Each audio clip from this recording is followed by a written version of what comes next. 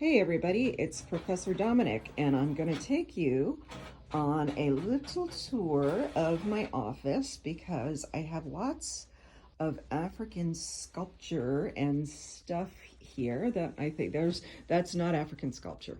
That's my corner where I have coffee and stuff. But I have lots of African sculpture and things that I think you might find interesting. So I'm going to talk about that. I'm starting out here because, I have things out here. And some of these we'll be seeing in later classes. Some of them we've already seen. This is a Punu maiden mask. This is probably, of all the masks that I teach, people really get excited about this one. She represents a maiden. It is danced by a man. The little diamond shape on her forehead is the shape that a lot of the Punu maidens have tattooed on their face, or not tattooed, scarification on their faces. And then she's wearing a typical Punu hairstyle. And her face is white because it represents, not that she's white herself, but that this is a spirit. White often represents spirit in African things.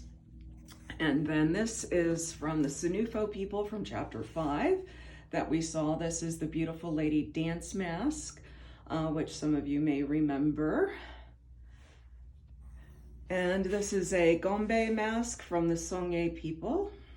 And, this actually also reminds me of the Fang Ngil mask and has several different types of appearances that it can take. And I'm actually going to move it to the side so you can see the real shape of it. Like there's the eyes, the way the eyes stick out, and the way the eyes kind of, if you were wearing this on top of your head, I guess you could kind of look out of certain things. This mask, okay, so this was carved in Africa. I believe it was carved in Senegal, but it's not necessarily representative of a mask that would have been worn for a masquerade. And I'm sharing it with you just to show you that this is the kind of mask that you might find online. Or if you were in like a big tourist market in Africa, this would be the kind of thing that people would be trying to sell you cheap because because they can, and because people are looking for anything African and they don't really know what they're looking at. So that's an example of that. This is an Igbo maiden mask, and this is worn with a very interesting costume that we'll see when we get to the chapter on the Igbo. But it's generally the women, female energy is considered to be more calm and restful, although she in some ways does not look all that calm and restful. But the fact that she has white on her face kind of says to me that at least half of her is. The red kind of reflects other masks that are worn by men, which is interesting. So anyway, I'm probably going to need to do a little more study beyond what is in the textbook, because I think this goes beyond that. And the Igbo, of course, have a huge corpus or body of masks. So over here, we're going to see this in, I can't tilt my phone. I'm not going to try that. So this is lots of pieces of kente cloth pieced together. And this actually was in another building that they were going to tear down. And so I grabbed it and stole it. Kente cloth is woven by the Akan peoples, and all of those different designs have different meanings. So, that to me is very interesting, and we will look at that in chapter 7. The Akan people in particular really have a lot of different visual symbols that they use for a lot of different purposes. And then this mask here, this is also an Akan mask, and it's another example of kind of the interesting thing that you see. Now, it reminds me of masks that I have seen from other peoples who live in Africa. The Akan themselves don't usually do masquerades, but they created this mask. You can find them online all over the place. I'm going to come underneath of it so you can see the shape a little bit more. And they sell them, again at the marketplace, because people are looking for African masks, even in places where there aren't any masquerades. So pretty fascinating, huh? So we're gonna come over here, and this guy is an Enkizi. It is a double-headed Enkizi, and I've not seen a lot of those around, which is why I purchased it, because I thought it was very interesting. And this is from the Congo region. And right here, this is inside here. Let me see if you can't see it on the back, but I will let you see the back of the sculpture. But basically, this would have medicines in it for healing. And then if the person this was made for had done wrongdoings, these nails represent the things that he has done. And then supposedly if he does something to violate his agreement not to hurt anybody else, this statue will come alive and come after him. So, yeah. Also notice the eyes. Let me see if I can capture that. The eyes, if you look closely, they're mirrors. And that's supposed to represent a Congo idea about the universe. This here is a Benin Queen Mother head. She is wearing, this would actually represent coral beads. When we get to Benin, you'll see women that actually, this is called the chicken beak hairstyle, and you'll see how that is. And this is a plaster cast of an original. The original would have been bronze. This little guy is bronze. He's very, very heavy.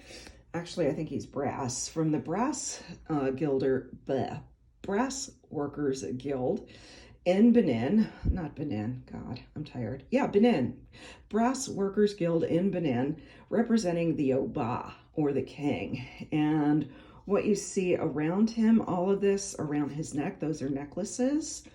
And his headpiece, all of this would be made out of coral beads, and I will explain why when we get to chapter 9. Ooh, ooh, ooh. This is my little mini Chihuahua. I think I might have shown you guys this earlier. This is just a small representation of a headdress that is usually about 3 to 4 feet high and is worn on the head. And that back there is more tourist art from Africa. It's good to know the difference. That's why I have these things. This sculpture here, I think, so I know that it is from the Baga people. I suspect that it is a male Dimba. It was not broadcast as such when I purchased it, but in the years since they've brought the Dimba masquerade back to the Baga people, they've had male Dimbas as well as female Dimbas. So based on its appearance, you know, you can see it's got the high crested hairstyle. It's got a little grass skirt, and it does not have the boobs of somebody who has nursed a lot of the breasts. I am so professional. The breasts of someone who has nursed a lot of children. So I'm assuming it is one of the male Dimbas, but I can't quite be sure. So, okay, let's go into my other room. Oh, Jimi Hendrix. He's not from Africa, but you should know who he is. Okay, moving along. So this is another, I like this piece of tourist art, actually. My sister had a friend from Ghana who brought this back for her. And Akwaba means welcome in the Akan language, and it's also got not real kente cloth, but a representation of kente cloth behind it. I'm going to take you over here to look at actual kente cloth, which again is not this piece here. This is not kente cloth, but these are strips of kente cloth. Kente cloth is woven by the strip on a loom. And as I said, each design has different meanings. So there's one. And then this, oops. This is another. And then these are sewn together to create the garments that you see people wearing in Ghana. So again, that's in chapter 7.